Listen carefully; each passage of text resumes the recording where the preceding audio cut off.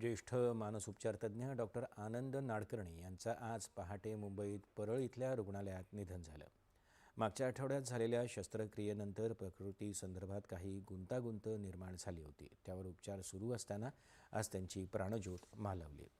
सकाळी 10:30च्या दरम्यान ठाण्यात इन्स्टिट्यूट ऑफ सायकोलॉजिकल हेल्थच्या केंद्रात म्हणजे सप्तसोपान इथं त्यांचं पार्थिव अंत्यदर्शनासाठी ठेवण्यात येणार आहे. डॉक्टर नाडकर्णी हे विचारवंत नाटककार, संगीतकार, कवी, चित्रकार देखील होते. मुक्तांगण या व्यसनमुक्ती आणि पुनर्वसन केंद्राच्या माध्यमातून व्यसनांच्या आहारी गेलेल्या अनेक तरुणांच्या आयुष्यात सुखासीन बदल घडवत त्यांना समाजाच्या मुख्य प्रवाहात आणलं. मानसिक आरोग्याविषयी जनमानसात जागरूकता निर्माण करण्याचं काम डॉक्टर नाडकर्णी यांनी केलं. त्यासाठी 1990मध्ये त्यांनी इन्स्टिट्यूट फॉर सायकोलॉजिकल हेल्थ ही संस्थाही स्थापन केली.